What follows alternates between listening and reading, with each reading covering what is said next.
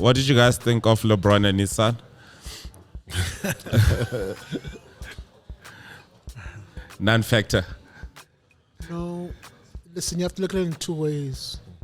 If LeBron James was called Lawrence, James Smith, and little Lawrence, was doing this, it's a different conversation. Yeah. No one bats an eyelid. No one bats an eyelid. It's almost an expectation. If you look at the NFL, do you know that 22% of the coaches come from their fathers or someone was a member of the organization? 22%, And it's a non-issue, So it's a non-issue in that nepotism has worked for this family. Nepotism has worked to get him in the door for the first time. For the first time. It's an issue because Bronny James may not be that good. Welcome to episode 25 of the Business Agenda podcast. My name is Cash, also known as Uncle Cash, also known as the Joburg Bachelor. As always, this podcast is available on Spotify, wherever you get your podcasts, like Apple Podcasts and YouTube. Thank you, as always, to my fellow co-hosts and production team, who is Sepo on Instagram, the man behind the visuals. I'm joined by Final_T on sound, as always. Thank you to Nico and Miza making things happen. You won't see them on camera today, but for our regular viewers, you know who the team is. We are here today to record episode 25, which is actually a part two of sports and sports finances. Shout out to the music in the background. We are recording from Dross, as you can see, new location. And thank you to the good people that made this possible. Thank you to Miza. Our guest is the person we had on the first sports finance episode. I can't believe it's been 2 years. But I'd just like to welcome back Mr. Simba Mabasha. Simba, how are you doing? Good, thank you. Thank you for having me back. No. Yeah, you are our first alumni. Exactly. It's fantastic. First, safe to say, the first episode, I think, in terms of feedback, definitely got the greatest feedback. It was about sports and sports finance, but the main take was your guest was a human encyclopedia. I remember that. Exactly. Now all the bros were like, yo, the other episode is the one. Exactly. I think it was Jens also being into sports. And I think we did a pretty good job of just unpacking what was happening at the time with Barcelona and the contracts. And I think it's a great time now that Olympics opened yesterday. We're in the midst of the transfer window. Just to do a follow-up episode because there was so much great takeaway from that episode and so much has changed, So it's forever changing. Yeah, it's ever changing. So I think maybe as a follow-up to that episode, a good place to start is just the overall landscape of sports ownership, financing. You see what's happening at Chelsea. Barcelona still having their challenges in terms of breaking even. Exactly. I think, it's bizarre, some of their transfer offers that they're offering. And then max contracts with the NBA. So we also like to touch on player power. But I think maybe overall, Simba, just what's been your landscape feel in terms of with football? Like how financing has been going and like how they've been trying to manage and fair play. I think we need to zoom out and just look at sports as an industry in the last 24 months. Context. We're now in a post-COVID world. That's number one.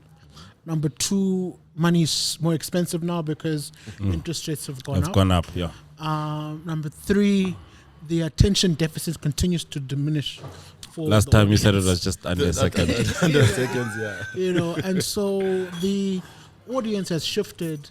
The financial landscape has shifted, the business financial landscape has shifted, and sports in its own right has changed with the fact that Lionel Messi, Cristiano Ronaldo, LeBron James are in the twilight of their careers. Lewis Hamilton, Serena Williams is retired. So the big flagship athletes of the last 15 to 20 years are also gone in the last 24 months. Or leaving their sports. And so when we zoom out, we get an environment where one could argue we're now somewhat normalizing. And what I mean by that is that we're not going to get these outwardly stars. That's number one. They're gone. Number two, we're not going to get private equity or private capital or even public capital coming into sports teams aggressively the way it used to. be. Yeah, there might be better assets somewhere else. Exactly. Yeah. But another key thing also is Liberty Media's purchase of F1. So the 3 American races, with the sprint, the way they've evolved that brand, one can argue that's where the Americans actually see sports going globally. It's the first big American money going into a global sport. Apart the Glazer money into Man U, I don't think, yes, the Premier League is a global brand. Maybe Man U is a global brand, but it's a global sport F1 because it goes all over the world. So my sense is that the next half decade, I hope things normalize in a way where the exuberance of all that money into all that inflation, be it team inflation, player inflation, will start stabilizing with things where Madrid can't pay the money they pay, so they do clever things like we're only hiring children now. Or, you know what I mean? Exactly. Or we tell Mbappe, come on our terms. They just let Euro go. The deal was like, we come on our terms. We can only get you on the free. Yeah. We're not going to pay for it. Yeah, that actually worked out. Like you at some stage, you want to come, then we want exactly. you. Exactly. And I think some teams will start doing that more often. It's like, now we'll wait for you. True. We have enough depth. So in football as a whole, I think we're going to get much more financial stability. These ideas of transfer windows going for £1 billion, £1.2 billion, it's nonsensical. It was nonsensical then. Yeah. I think that's going to normalize. The bubble is going to burst. I think the bubble is slowly shrinking and becoming slightly more dynamic. The slight difference, though, is that there's more American money in soccer, football by far. True. And it's going to continue coming. Yeah, we spoke about that the last time. And I think it's gonna maybe go up by a third. AC Milan, if you watch Bloomberg this week, they're the American tour. They're owned by Redbird Capital. It's American private equity / hedge fund. And their whole thing is we want to make AC Milan an American brand. It's interesting. You know what I mean? They're already managed by Rock Nation. Exactly. So you get the sense that a lot of private capital is looking in particular at Italian, Italian football. Spain is complicated because of the structure of their teams. Yeah. The public ownership of teams. Yeah, you can't really buy it. I think Premier League teams are, overpriced. Yeah. Maybe championship teams are. I think you get value More there. fair value. Even Division 1 or Division 2, but Premier League teams are expensive. Yeah, we saw the debacle with United. That was insane. Like I think that the last what eventually happened was the new guy what's his name? Radcliffe. Yeah, he bought 25%, but the company that was buying prior to them, I think they went from 4 billion to 5 billion to 6 billion, and it was still not accepted. That's insane. That's for one sports asset. Exactly. Because, like we said the last time, at that kind of valuation, you think just from a business decision, when is that ever going to be recouped? Exactly. And like we touched on last time, no form of revenue generation with partnerships abroad.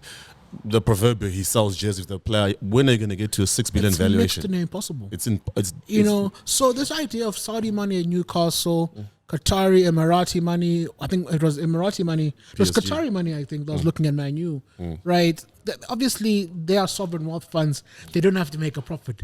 But they do, though. The fact that the Saudis are now saying, they're cutting down on their spend in the Saudi 2030 program, the Neom city, they're going to build a whole new city in the Red Sea. Recently, we can't afford that. We're going to have to scale down, which means Newcastle's budget is going to come down, which means those guys are going to start saying, even LIV Golf, we can touch on later. It's like, guys, there was so much price inflation. And my argument and my thesis going forward is that I think that'll be tempered. I think you're going to get some good surgical investments. I think you're going to get some clever investments. A club like Leo, which I think is owned by an American or an Australian. Small clubs like Lyon or the women clubs. Where there's a good vertical in women's sports, right? So Chelsea, Lyon, Man City, Liverpool, Barcelona. That's where there's value now. Correct. It's building your female, your women soccer or football programs. That's where there's value. Everywhere else, I think we're going to plateau. And I think prices have peaked. In my eyes, they've peaked, and now they're just going to normalize. What does that mean? There won't be a football team, ex-America. I'll be surprised more anything by 5 billion. only American team. That's the Cowboys. Correct. That's you know, I think the Lakers maybe. Yankees. The Celtics are on sale now. Yeah. You know, so we'll see that valuation. If it's more than $4 billion, okay. You know what I mean? But from now on, I would argue money in sports, it won't leave. It'll just do different things. Correct, yeah. Because like I think the last time we really did a good job explaining the eyeballs and the marketing and where it all ends up. And if that's not growing, it doesn't make sense that this keeps going up. You know what I mean? It's just going to be a disaster. Exactly. Interesting. So I guess maybe from a United perspective, at least, like when you saw that being rejected and the 25%, do you feel like it's effective? Do you feel like there's actually going to be a bit of a change in how they run their operations as an interesting one? Because that's one of the big ones that you know. You're familiar with hotels, right? Yeah. Hotels have management contracts, right? Correct. Yeah. So a Sheraton would get the management contract for, let's say, a Royal Hotel run by Sheraton. They get 25%. Yeah, Marriott and etc. Exactly. Yeah. I think Radcliffe has done a very interesting thing there, where he says, I'm not going to pay the full ticket. And I don't think the Glazers wanted to sell the full ticket. You know, they still want retention. That's the one that they wanted, because it generates a lot of good money. You know, and it's got good assets, right? I think that if you look at what the transfer activity these last 3-4 weeks post Euros is aggressive. It's a Man United of old, but it's also, one could argue, somewhat more thoughtful, you know, where they're buying, you know, where they're trying to shore up their team. So I think, and they run the football operations. There's a similar happening at the Dallas Mavericks, where Cuban sold the majority, did the opposite. He kept 25% and he sold the majority to a casino concern out of Vegas, right? But he runs the basketball. Yeah. And I think you're going to see guys saying, if we can maximize the football piece of it, you know, it'll generate better revenues. And for Man U, they need to improve the football piece of the equation as an asset. I think it's a mature asset. I think they need to change the infrastructure. The infrastructure is horrible. Yeah. You know, and no disrespect, but I think Old Trafford is not a world-class stadium. I mean, we saw the rains. It was leaking, and I mean, like Gary was quite. And Ronaldo did say as well. I mean, like I was surprised, but Ronaldo did say, like, I mean, he went to Madrid, Juventus came back, and he's like, second stint at United, we still have the same exercise bikes, because funds were just flowing out of the club. Exactly. And then there was also now Man City with their owners who did like extensive investment to the precinct. So for them, it was beyond football. We're investing in the city of Manchester. Exactly. And then youth players. And then what that does is, even off-field, United were being left behind on that piece, where you then look at the long-term planning of Manchester City on the business ops side. Say, look, they were forward-thinking. On the pitch, it's already coming together. So I think with Man U, it was more of, especially with the fans, it was the fighting about the ownership, what they want the Glazers out. Then on the football pitch, it's not translating. Because if you look at the history of the managers who came after Sir Alex, the way Man U is spent, it's just it's nonsensical, and it got to a stage where almost other clubs knew you could take Man U for a ride. Exactly. Where the moment there was interest for Manchester United, the fee goes up like astronomically. Then pressure on the players. What's interesting for me, and which I wanted to pose to you guys, like in modern day, and I think in America it's probably possible. I just don't know in Europe, because maybe I don't track a lot of the ownership. But have we ever actually seen a commercial club being profitable outside, like, you know, like Madrid is owned by sort of, say, the state. You know what I mean? That makes sense. I've just often wondered, like, United was successful remuneration-wise to the owners, but I don't know if there's a club that has made it, like, work both for the fans and for the owners. Like, you know, the dividends are there. Because otherwise, if you look at the oil money, it's like that still doesn't look like it's sustainable. It's a vanity play. Because you're making money elsewhere, you know what I mean? Then this is more of a side thing. A pure business play. That's a great question, because Man U is publicly traded, right? So I think it's almost fair one to assess. You know, it's a good one. I think Man U is publicly traded. AC Milan was publicly traded. Juventus, I think, they're about, of the top tier leagues, maybe 5 teams are publicly traded, maybe, right? And so as business concerns, Man U is probably the purest one in that Man U did generate capital. You know, and also they still win some trophies in between, I guess. Like exactly. it's not like it's a big drought, you know what I mean? And so in terms of they own the gates, they own the brand, so they own the merchandising. They're a global brand. They're the first $1 billion brand. We're the first one. So I think they did a very good job of maximizing the return. The asset was well sweated, if that makes any sense. The problem is they never evolved. But if you look at the ownership group, the same can be said for the Tampa Bay Buccaneers, which they also own the Glazers. In that, I think for all the owners, guys who bought these teams as vanity plays, guys like, I've got 20 million, let's just see what it does. The NBA, the NFL, notorious where they never improve anything, right? Yeah. Until someone says, guys, we can make money on the real estate. Yep. You know what I'm saying? Yeah. Purely, I'm a sports team owner, franchise. You want to be part of that old boys club. Exactly. But then every now and again, it takes one technical director, one sports director says, listen, because you now see some of these sports valuations, when the change started coming, there are teams where, this team is probably not going to make the NBA finals or make top 4 EPL. But then you look at how the profits that they start turning, and that's more on the business side. Even like a Leicester from their run, the ownership, and even with Man City before the current ownership now, Sheikh Mansour, it was Texan Shinawatra when he bought it. Obviously, he had his cases where he got the funds, but he was someone who saw that this asset is being slept on. Exactly, and that was the advent of television popularizing sports and democratizing sports, and because live sport is still the most profitable part of anything. TV-wise, not Netflix. That's why Netflix is entering streaming. That's why you'll see concerts like Live Nation. Exactly. You'll see the next evolution of sports in the next half decade. It's going to be live streaming of sports, right? That's going to be interesting because the problem with live streaming sport is you're dependent on internet infrastructure latency. Whereas satellite is good because point to point or broadcast good is that you will not get any latency. However, with streaming, there may be a latency problem, right? So, to your original question, I think Man U is probably the best case study of a potentially profitable for both ownership and the fans. Yeah, and how this works is going to be interesting because it informs how, at least from a independence perspective, how it should look. Yeah, exactly. Exactly. Can I just bring it home, right? Interesting question, and that's why I got so interested, right? Locally, we have probably the most profitable teams in the PSL. Not profitable, but the three biggest teams financially: Chiefs, Pirates, and Sundowns. And I'm just thinking about Sundowns, right? Technically speaking, how much revenue are they generating?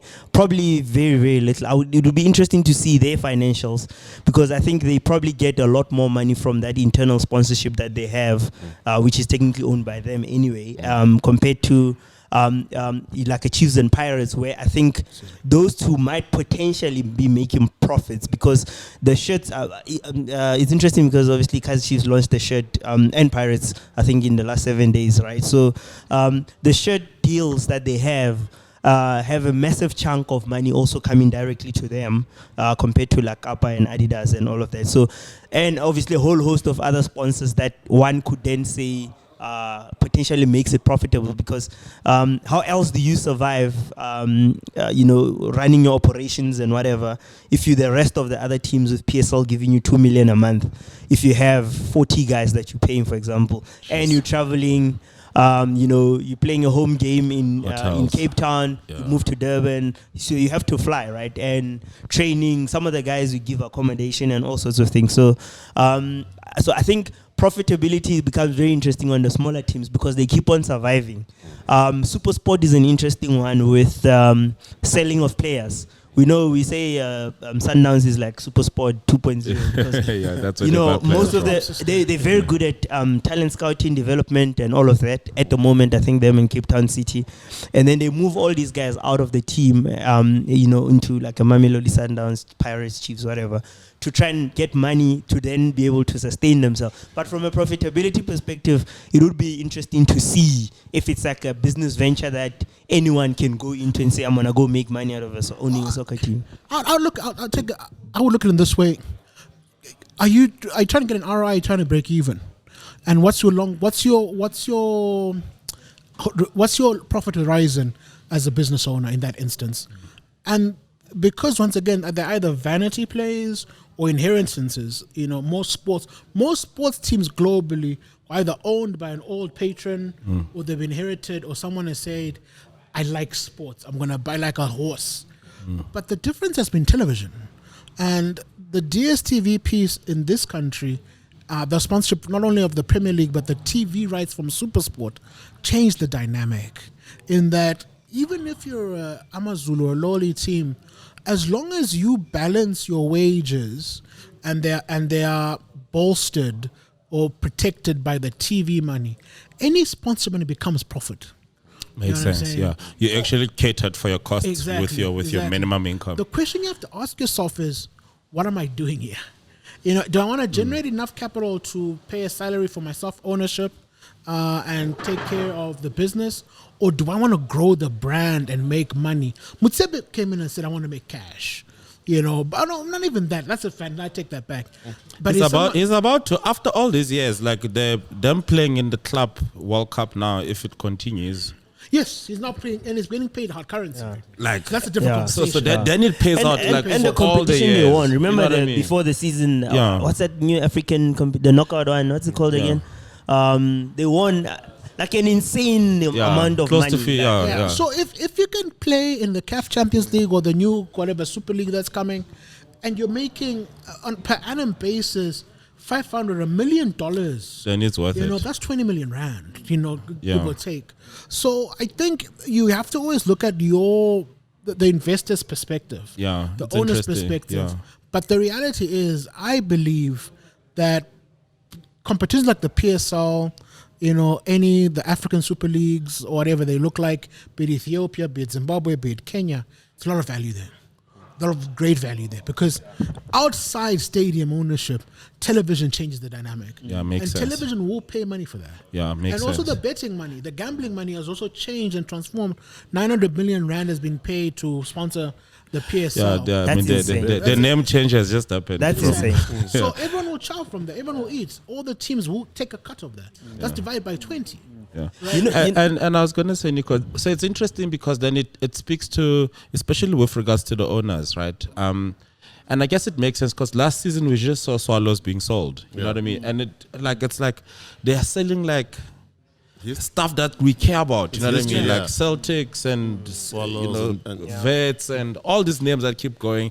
And I guess it speaks to that if the owners don't know what they want from it, it becomes actually an asset that one can buy. Exactly. Yeah, it's like Nicholas mentioned that Todd Bowley recently said to Chelsea that the fans are customers. That's a person who's that did not make me happy. I'm not a customer. Because see, that's where you find the fan piece and the ownership piece. Because he's coming from an American perspective, private equity money, and purely business. Exactly. And I think that's, more on the side of the fans where that won't bode well. But these now assets where like you rightfully mentioned, is this a vanity project where I just want to be known as a sports owner of a team?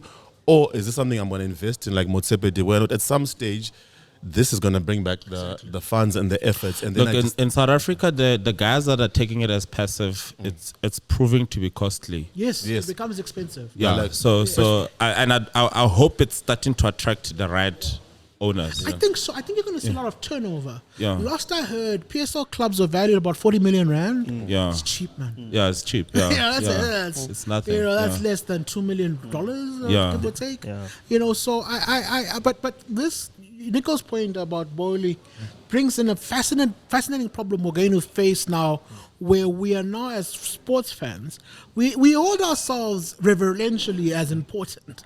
We are not. Yeah, correct. Yeah, we are eyeballs and we are ATMs for the sports clubs. Through in the simplified manner.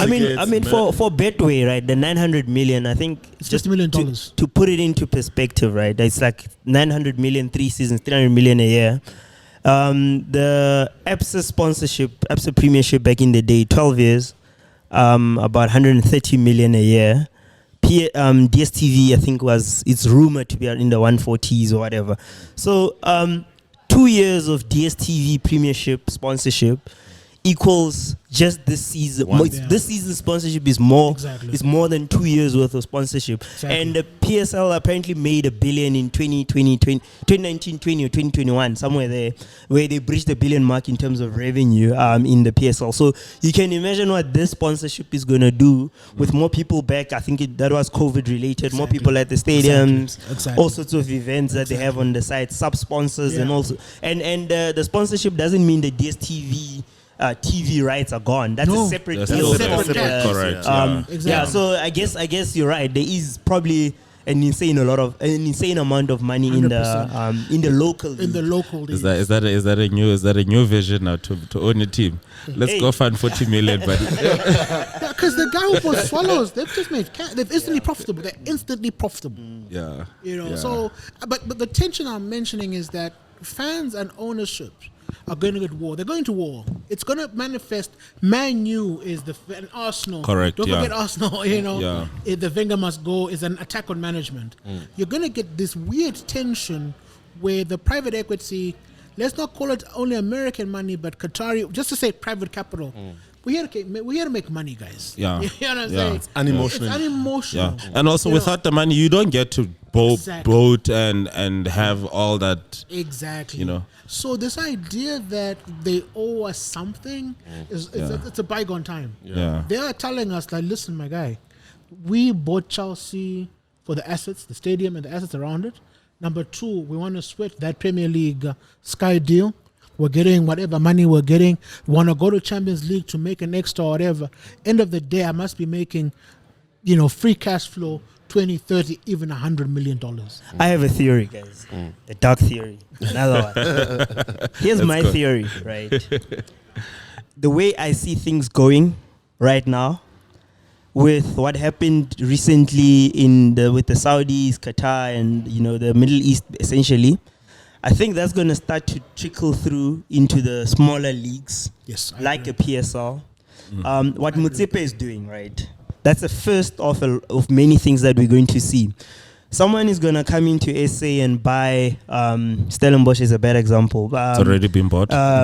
Like the Richards Bay deal, some guy just put in 60 million a year, for example. But that's little. But someone is going to put up money that challenges Motsepe money and Chiefs Pirates outside of South Africa. Yeah, that's going to happen a lot more in the future. I agree. Yeah, I agree with you. And that's going to shake up the whole Chiefs Pirates Sundowns thing. I think that's what's going to happen going forward. Will change. Yeah. And it's going to be adapt or die for them. It's adapt or die. And especially if you play the Africa. If you look at from an African context, in South Africa it's sticky, but in Africa, like the last point you made last time is the South African teams don't invest enough to grow into the continent. And if someone else comes and puts money and he makes that a priority, he can. Like the way Sundowns did. I mean, I think they made the money we all saw, but it was also ridiculous to see them and I thought I think this is the expense of this. Like they were like 6 games behind the other games because they are traveling Africa up and down. So in South African terms, it's like, no, man, you can't be 6 games behind. That's ridiculous by any measure, right? But that's what it's gonna take to build the African team, because sometimes, like I remember with the AFCON, when Bafana kept winning, as a funny exercise, we checked with Nico how to get there. Like you had to connect via Doha. Or Paris. To go to Africa. I did that. And it was, I remember, I think just as an experiment, I must get to Cote d'Ivoire. $5,000. It was insane. But also it's going to take you almost 2 days. 2 days. In the same continent. Yeah. So if your boys are playing soccer there and you don't have a private jet, you don't have hotels. So you see, there lies the opportunity. Yeah. You know what I'm saying? Because I think Nico's point is very well made, is that sports leagues, small Division 1s or small country leagues where you have big populations. So what are we looking at? We're looking at Nigeria, Ghana, Egypt. I think North Africa is well defined. I think those guys make cash. And they actually follow the sport. Exactly, you know what I mean? Yeah. But if you look at ASEC Mimosa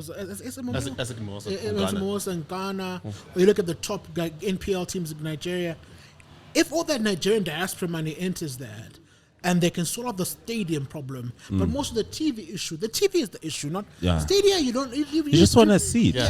Yeah. That's a negligible cost to me. It's the rights. It's the rights It's issue. the rights piece. If that league, then the Kenyan league, the Ethiopian league, the Zimbabwean league, to a point, or you build a super league in these regions, Inside you know what I'm East, saying? West Inside Africa. East West Africa. There's so much opportunity there because people forget these countries have big diasporas. They do. Earning hard currency. Yeah. And there's so many ways these people are already injected into these African economies, through remittances, that there's a great opportunity to play in these smaller African countries and leagues. And for the flights, I mean, you look at how SAA was just about to be sold, but you look at the routes they have. On the Like a continent. functioning SAA can get you anywhere. Yes, That but part. You know what I Ethiopian mean? has stepped in, right? Exactly. And Kenyan Airways has stepped in. Yeah, Because now so- we can get into Africa pretty easily Yeah. with Ethiopian. Yeah. Is it a great experience? Maybe not. But you you'll get just need the option to be there. Exactly. Unlike connecting via another continent, Exactly. Sorry, gents. I just want to make one last point on investment by South African teams in the continent. Sundowns is so insane, right? 7 days ago, they signed a player from Belgium League 2, the top goal scorer apparently. Guess for how much? 60 million rand. That's a proper record. 60 million. 60 million. The league, But he the just league made the trophy is money. worth 15 million rand. But he just made the money. Yeah, and it shows that the aim is not the league. There's that 1 No, it's billion. not the league. Is it the 1 The billion Super League. thing? The Super Yeah. That's Like, I kind mean, of I what think they- if they make that And the money, Club bro, World like, Cup. it Yeah. actually And the pays Club World out. Cup. Like, yeah, but where like- does that put them compared to the rest of the Teams on the South continent. African teams? That's for me, that's the crazy part. That's what I Levels. was saying. Like, look, they're way ahead, but like, it's like now you are like 8 games behind because you gotta go do all these other competitions that make you money. I think there's a structural issue where the PSL and PSL ownership have to sit down with the super teams. Let's call them the African super teams, and synchronize. I think there has to be synchronizity. They gotta find something. And I think it's incumbent on the 3 big teams to actually bring the others up. And this is what the Americans did very well. The Americans democratized. It's a cartel. The NBA, NFL, MLS, MLB. It's a cartel. Because also, like in America, I mean, sometimes you travel 6 hours from New York to like Different To coast. different coasts. to right? different Yeah, coasts. yeah. So that can be done. Yeah, it can Like, be done. But what they did was that the sport only makes sense if everyone wins. Yeah, So correct. there's a cap Yeah. system. Yeah. There's a draft system. Yeah. If Sundowns say I'm only as strong as Stellenbosch FC, right? Yeah, it's in my because of best Rupert. interest. Yeah. It's in my best interest to make those guys not better than me, but make them the floor More as comparative. More comparative. yeah. So that And Chiefs and so Pirates. that I yeah. can make an argument at the board meeting, like, chaps, we have to either make the league longer, Yeah. so that because we can't have a scenario 6 games behind. No That's- one watches. by I any remember measure, that. that's It's bad. not Like, sensible. yeah. Because You know- also the gap is going to be, like you mentioned, North Africa. There's a reason why you Al Ahly, Esperance, all those teams,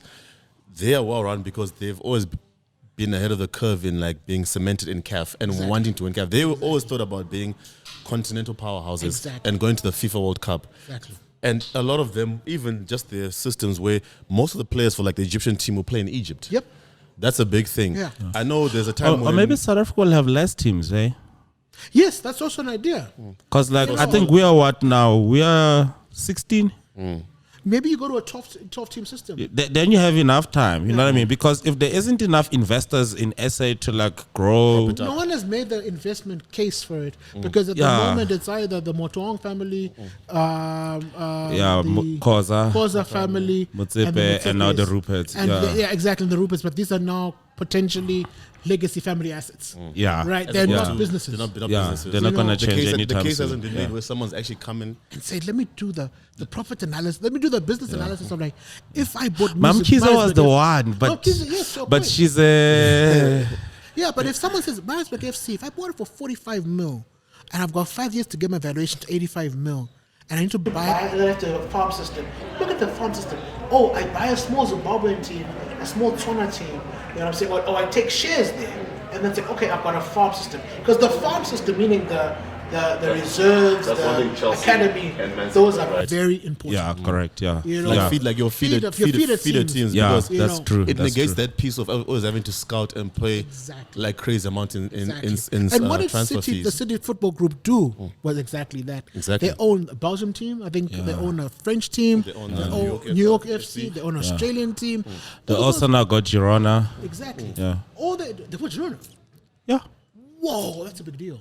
Remember, that's why it was the issue that that's a big deal. like what's gonna happen to Sorry, Champions I League just- because Girona almost like I mean Won they the- were, They own two teams, right?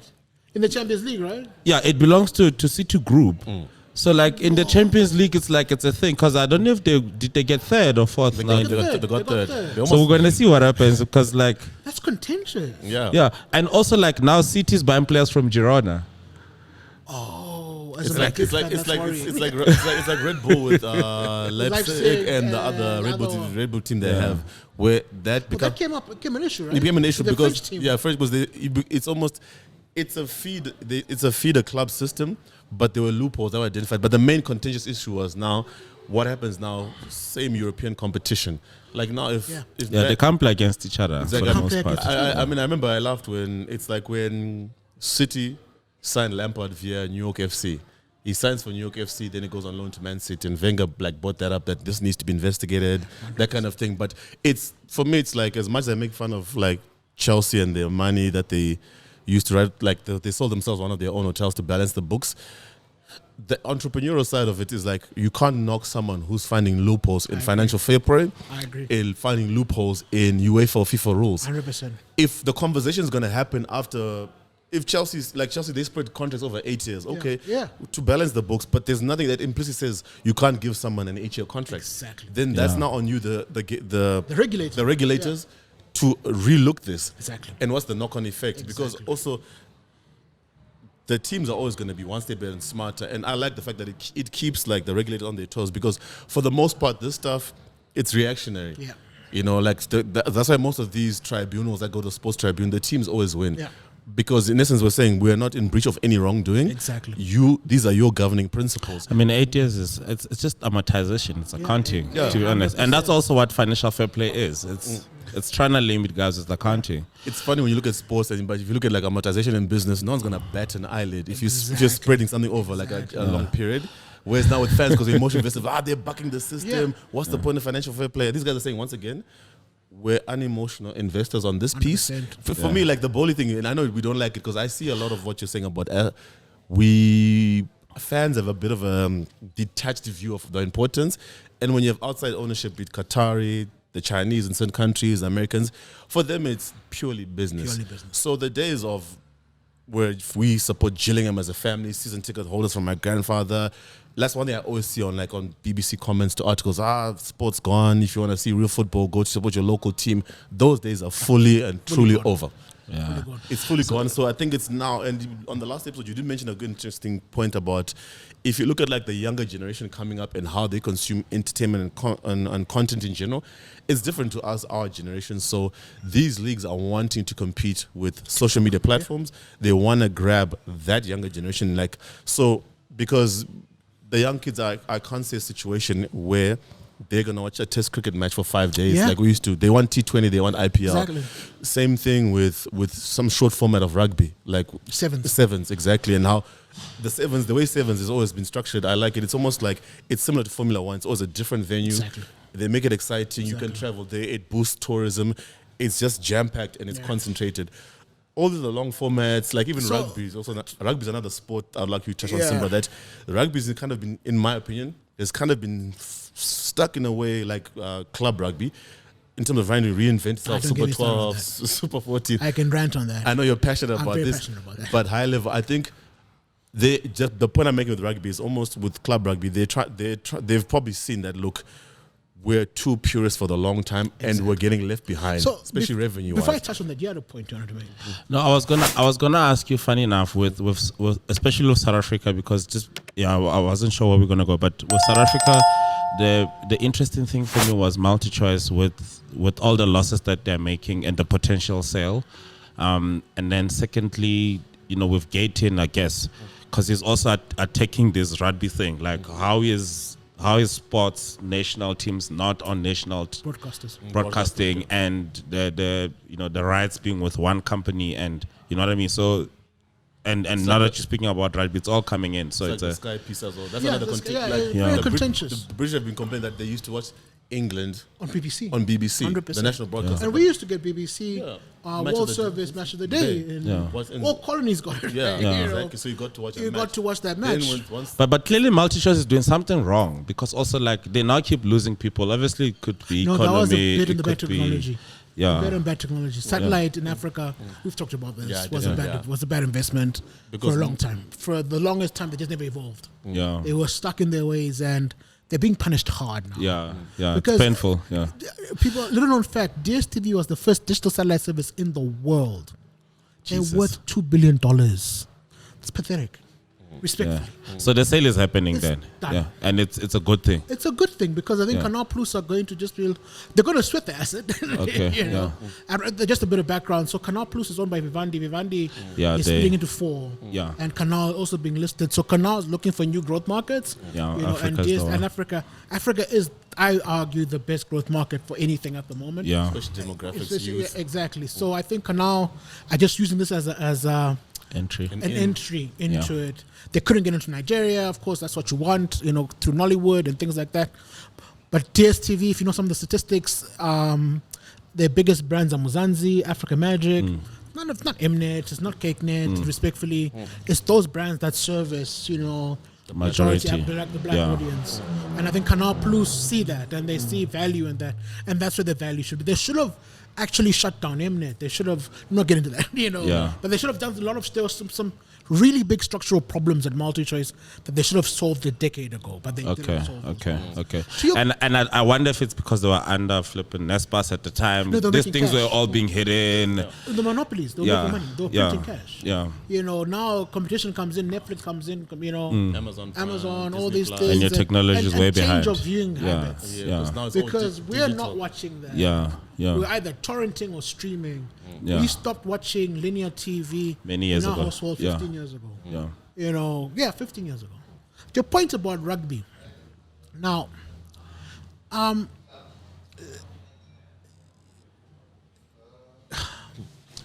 It's an emotional it's subject. an emotional subject. It's a good juxtaposition to what we're talking about: football, F1, the American sports.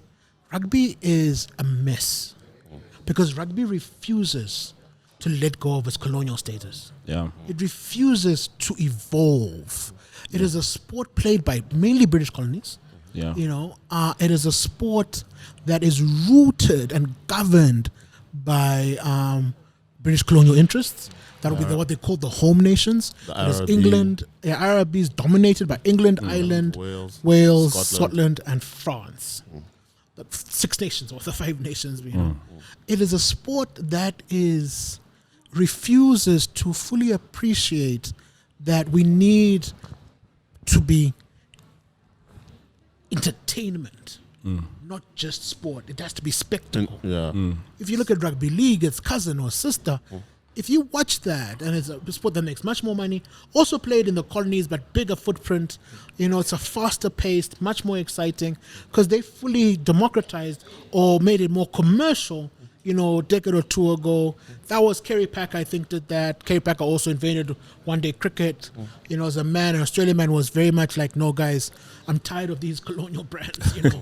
Him being a colonist himself, but, you know.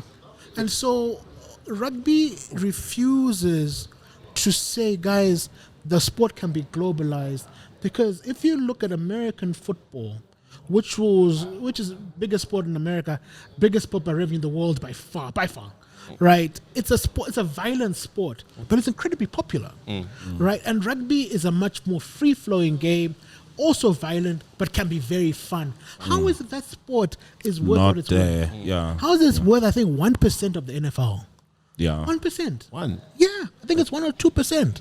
It's pathetic. They don't want to let go of They it. don't It let makes go of sense. it, Yeah. you know? Yeah. Tradition And and- it's this tradition. I think there's some prejudice involved there, you know, against Polynesian cultures, the way they sweat the Fijians, the Samoans. those problems, like, and then the racial issues, respectfully, yes, and I say something controversial, I apologize. The Springboks are rooted in a lot of issues. They have a lot of the same. I was gonna say what you're saying at top high level, it mirrors what's happening in South Africa. Exactly. Yeah. So you wonder to yourself then, how is this sustainable? Yeah. And the reality is it's not. And the next IRB contract, the next two, the Super Rugby Championship contracts are coming up. The next 2 years, they're going to get shaved again because no broadcaster's going to be like, guys, you're making no cash. There's no one's going to trust the games. You have some political issues. Your game structurally is boring. I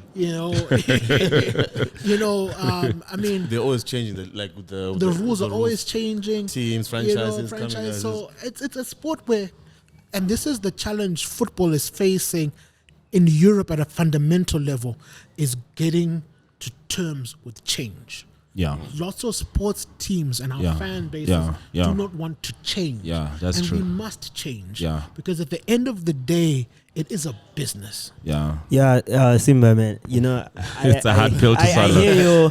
I hear your passion about this topic, right? And it got me thinking about something that equally irritates me, right? And I'm quite passionate about cricket, and it's cricket. Don't get me started again. It makes me upset. Like, honestly, the dominance India, England, and Australia have in cricket, and the amount of blatant, almost cheating that they're doing now. Did you know that when just this World Cup that just ended, India had a semi-final day, the route that they were going to follow, they had a semi-final day, specific day and venue where they were going to play that semi-final. Had they finished second, the venues and the dates were going to change around, so they played as number 2 somewhere at the same venue. Sorry. That's just the amount of blatant force that they're showing. And on the if you're a real cricket fan, it's like Ferrari you like test matches, like the boring format, right? According to people. So a lot of guys really traditional cricket people love test matches, right? 100%. And test matches used to be 5 tests. Like best of 5 essentially, right? Then that's how you test like proper skills, man. You bowl all day, like you know what I'm saying. That's when you start getting into the details of cricket, batting, blah blah blah. Firstly, there's like a World Cup for tests now, where you play some league thing happening. India, Australia, and England, India, England, and Australia. Sorry. They still play the 5 test matches. Oh, yes. South Africa, if you're a test match player for South Africa, you might as well retire. Yep. I think in the next... There's like a 3-year cycle in which you play this. It's a league, but played over 3 years. Like, you play so few test matches for these smaller nations, and the top guys keep playing each other and getting the revenues. And you have to have India visit you, or you go to India to play, so you with get them. some revenue, TV revenue for the Cricket South Africa Association to... get like a significant portion of their revenue to survive and all of that. So they have literally taken a hold of cricket themselves, and they distribute to people. They have a calendar of who's hosting what World Cup till 2032, for example. I think we're going to India maybe, I don't know, if it's 10 times, we're going 6 times. The competition will be hosted in India, just to show like the blatant.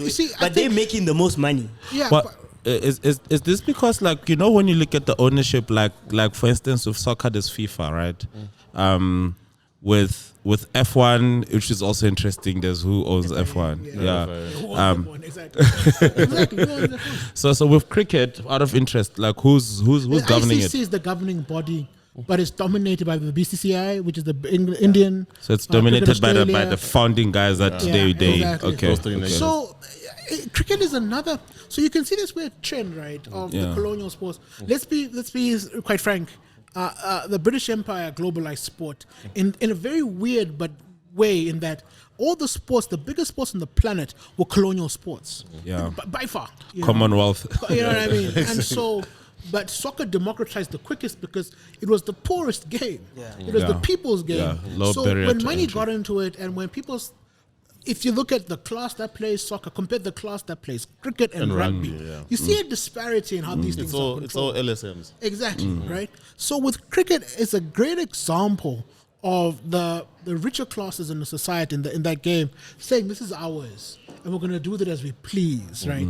The challenge, though, once again, is audiences, because audiences are going to say, I don't need to watch cricket anymore, mate. You know what I'm saying? That's what they did. Firstly, one-day internationals, the 50-over game, now the 20-over game, now there's something called hundreds, 100 balls. You know, I wouldn't be surprised in 2 years' time there'll be a 50-ball game because audiences are telling you, if you want to carry on this thing, you know, basically like a tennis, like balls, like lawn balls. If you want to be, gotta find a balance. You know what I'm saying? If you want to do that, all the best to you. But if you want your sport to survive, you have to let everyone play.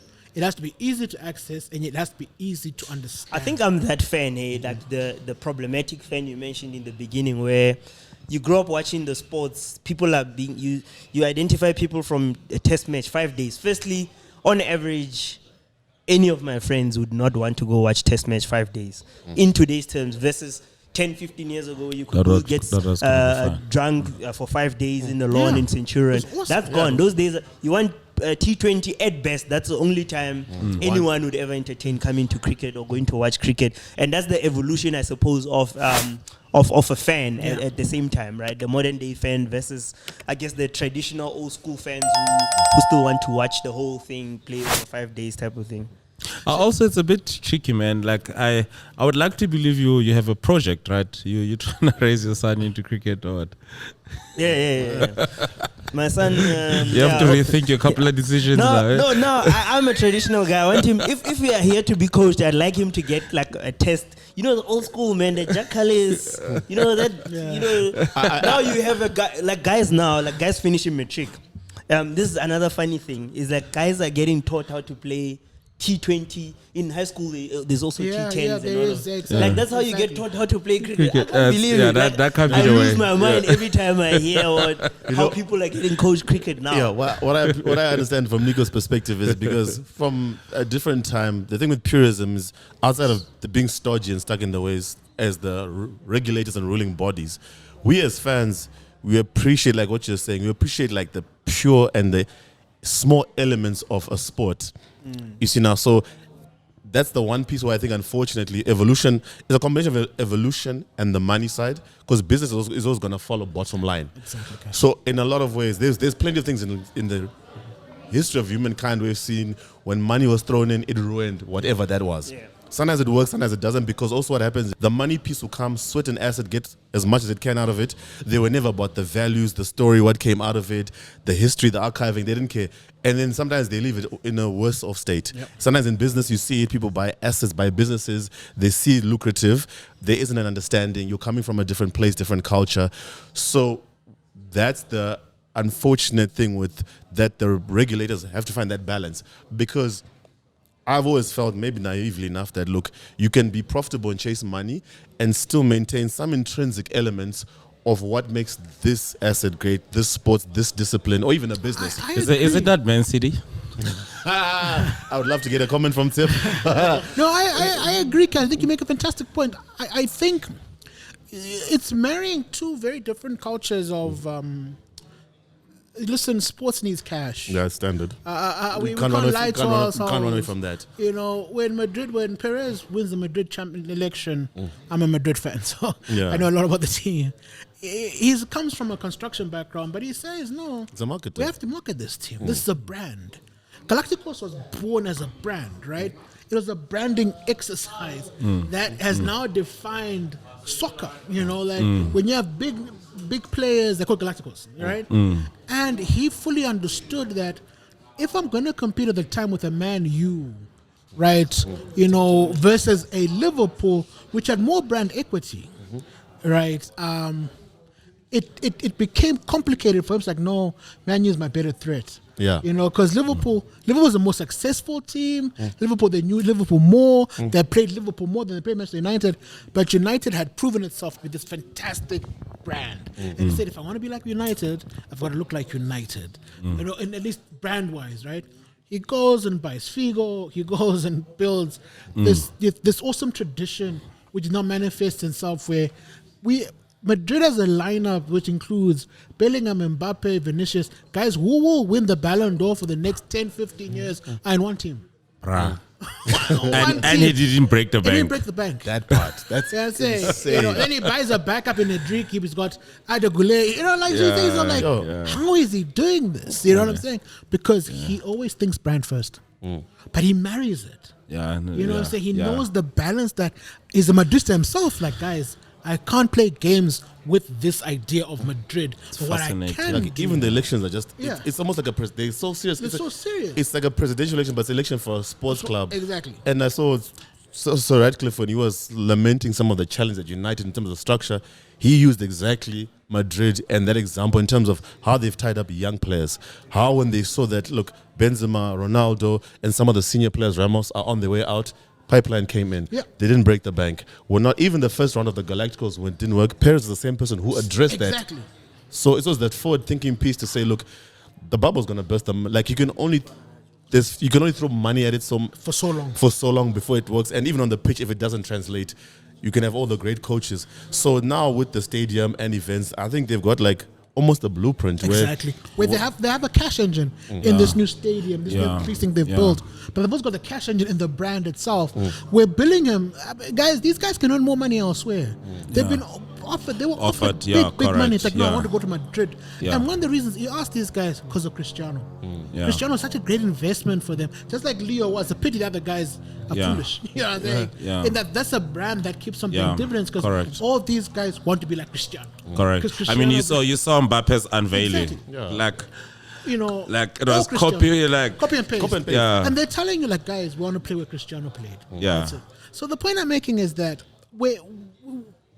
because we need money in sports, we need to find the balance, right?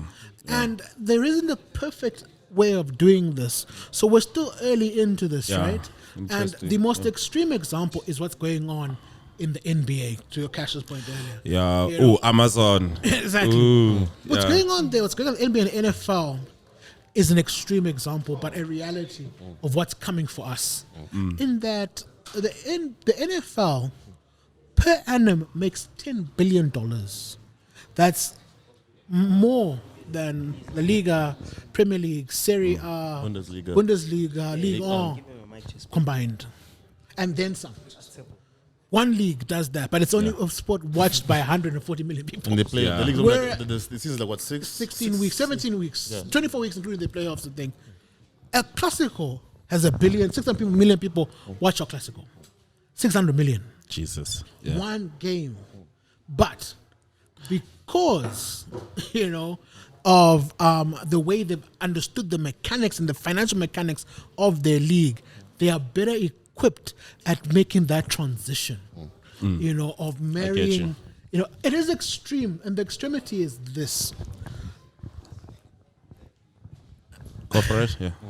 There are guys. So the last, if you NFL preseason it started this week, so they're in camp. These last 2 days, the quarterbacks have signed. Quarterbacks, the leading position in the killing. One guy signed for $220 million, 175 guaranteed. Another guy signed for something similar, 200 guaranteed. Guaranteed means they are getting that cash. Yeah. Come what it's may. gotta happen. Come what may. Appearances, they get that money. Getting that money, right? NBA have just signed a new deal for $76 billion over 9 seasons. Is that 9 to 11 seasons? Forgive me, you can check. In the next 24 months, there will be players, and the first one probably will be Giannis Antetokounmpo, who will be making $80 million a year. Jesus. $80 million a year. The only guys that could do that, in soccer was Leo and Cristiano. Ronaldo. But complete, man, so all their ancillary income, that's from his salary. Yeah. Without Jesus. endorsements. Without endorsements, Outside deal. that's the straight cash piece. Instant billionaire. Exactly. And all NBA salaries are guaranteed. Yeah. You know what I'm saying? So you say to yourself, okay, guys, I'm going to be paying players. My wage bill is going to be $500 million. And you can't move it because it's contractual. Can't move it because it's contractual. So I'll have to increase the cost of the gate. I'll have to increase the cost of the TV. I'll have to increase the cost of anything happening at that precinct. I'll have to increase the money there. Right. So fans. Only the rich fans can go watch the NBA now. Yeah. Because to my understanding, courtside seats, $2,000 a seat, $10,000 a seat, etc., etc. It's going to become unsustainable. The same is going to happen 10 years in Madrid, at Stamford Bridge, at Old Trafford, at Etihad, where fans like, guys, football tickets £150 already. And that's a lower class. Well, sorry, not lower class. Just it's a entry, a regular entry. Bed seat. That seat. So that's money doing interesting things, but unfortunately, it's also doing bad things because this inflation. Every time we put cash into anything, it has a negative. There's a good initial impact. The bubble does best. Exactly. Yeah. And I think the unfortunate part is sport is about to go through something very similar. Yeah. Okay. Cool.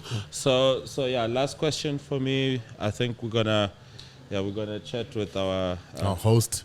Our host, which is quite nice. We're recording at Dross Kalami. Sure. So I was gonna ask you, man. Just last one. Just as a quick hit. What did you guys think of LeBron and his son?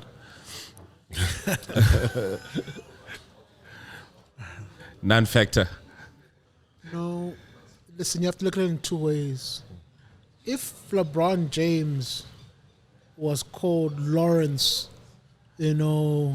James Smith, little Lawrence, was doing this, it's a different conversation. Yeah. No one bats an eyelid. No one bats an eyelid. It's almost an expectation. If you look at the NFL, do you know that 22% of the coaches come from their fathers or someone was a member of the organization? 22%, and it's a non-issue, So it's a non-issue in that nepotism has worked for this family.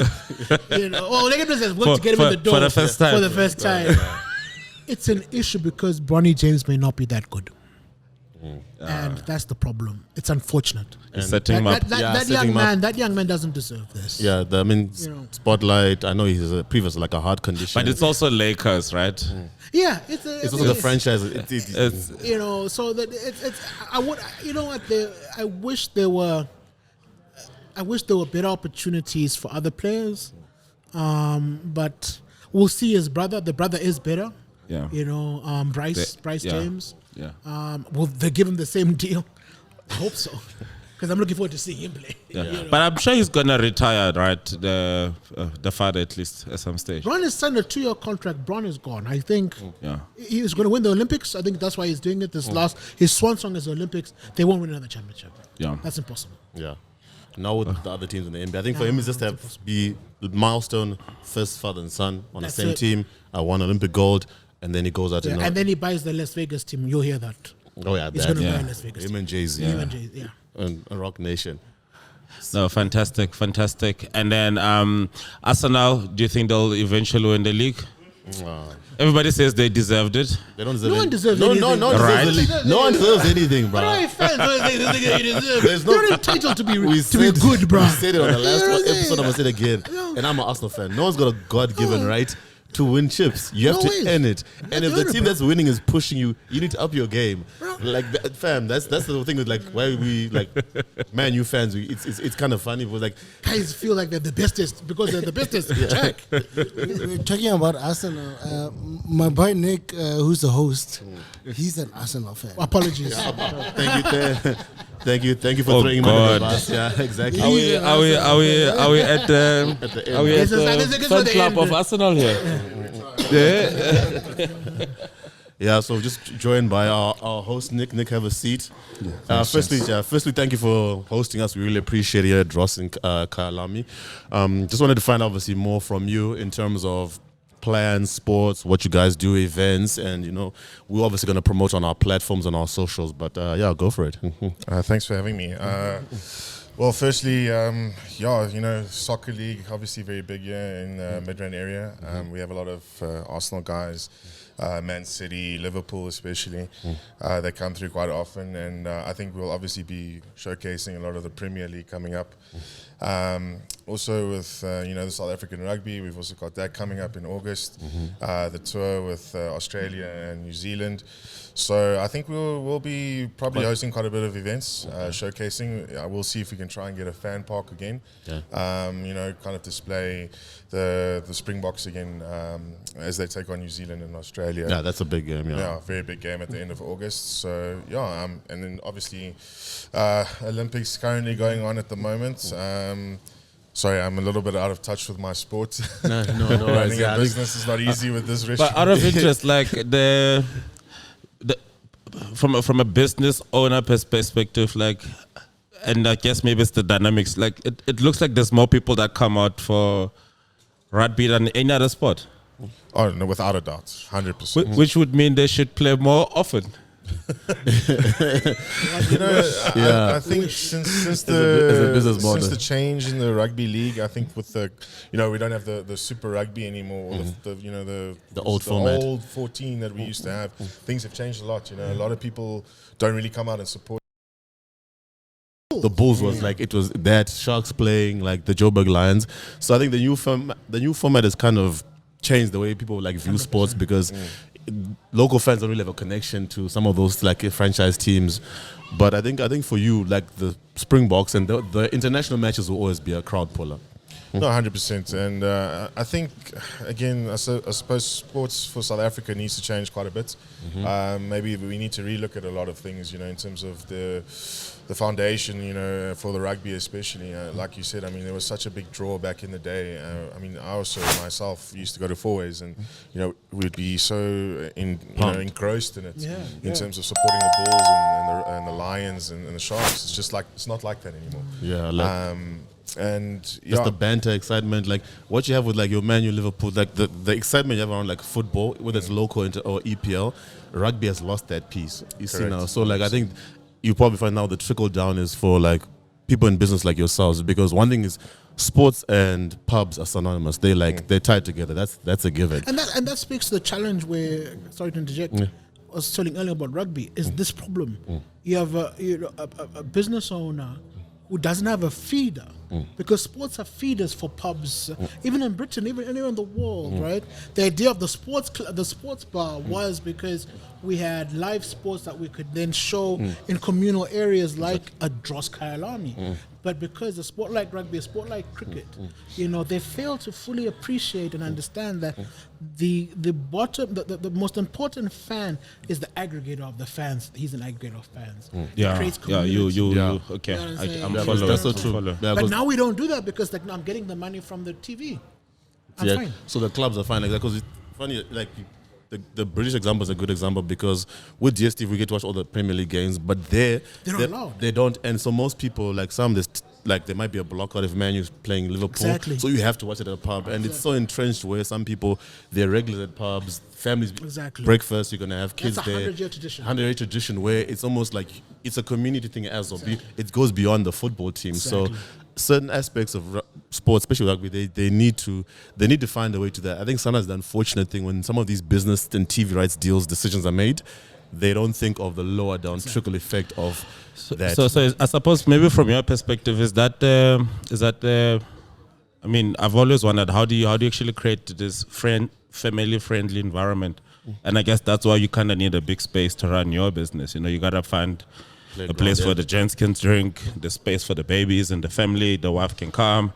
Is that what you guys sort of try to cater for with your venue here? Without a doubt. The family elements is a very big thing on the weekend here. I think Etu can attest to that. When you bring the kids, they can play, they can do what they need to.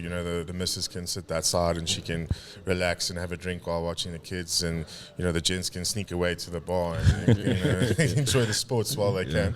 But yeah, that is the goal ultimately, is to create a family-friendly environment. With the sports element, that can give gents a bit of an escape. Just to enjoy themselves and catch up with the game if they can. Further to that, I would say that there is a lot of other elements involved. I think a lot of people don't know, but that is the focal point at this point in time. Yeah. Okay. And then you guys have been here for some time. Yeah, 3 years now. Okay. Coming up to November will be the third year. Yeah. For Okay. our 30th birthday. Oh, fantastic, fantastic. Are we gonna have a party, buddy? You'll probably see some serious changes soon, so it'll be for the best though. But yeah. Fantastic. No, thank you so much, man. This is amazing. I suppose what should I say the address is? It varies on different platforms. Google, it's 129 Wiskin Avenue. On Waze, it's 39 Wiskin Avenue. So just search Dross Kailami, you'll find it. It's easier that It'll way. take you there. Yeah. 100%. Yeah. And I heard you guys have some wonderful lunch specials. I'm actually gonna come check those. Yeah, we chop and change a little bit now. It's coming out of winter soon, so we'll bring in some new summer stuff.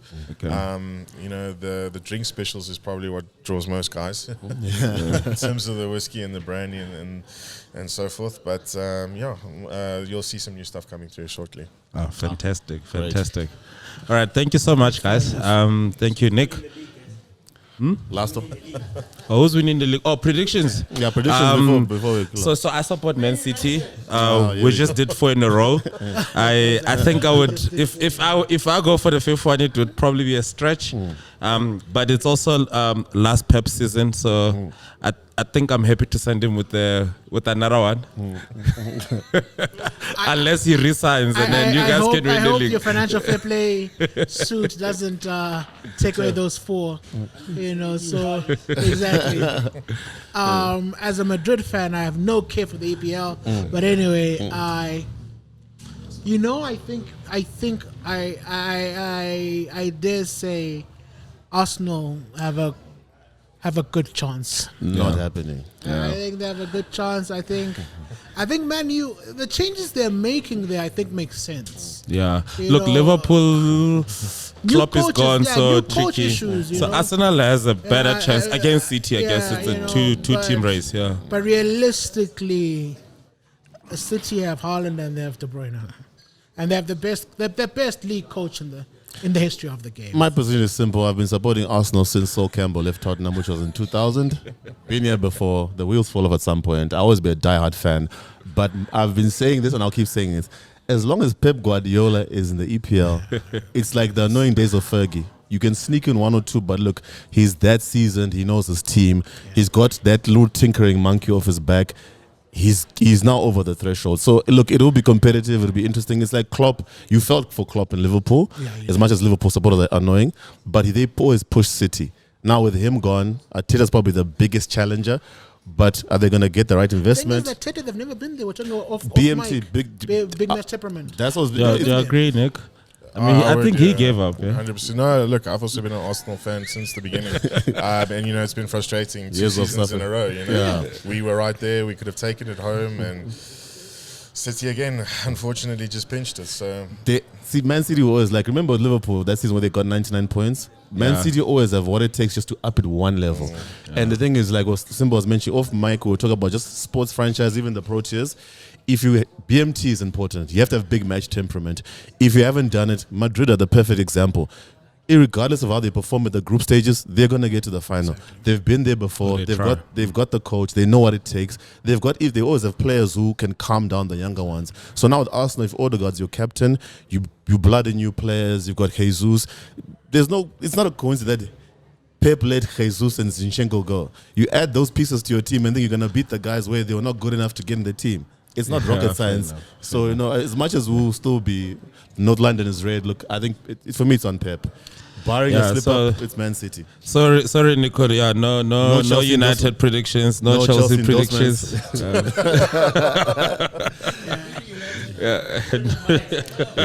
Does Chelsea even feature anymore? They've got their own. But no, Simba, thank you so much for coming through. Nick, thank you so much for hosting. Thanks, James. Thanks for having us. We'll share up more about us as well. Yeah, we're gonna support more, put more info rather on Dross Kailami in our socials, and I'm sure Miles is gonna do a great job on TikTok, ringing endorsements. But this has been episode 25 of the Business Agenda podcast, part 2 of sports financing. This podcast is available on Spotify, SoundCloud, wherever you get your podcasts, and on YouTube. Thank you for watching, and we'll see you on the next one. Cheers. Cheers.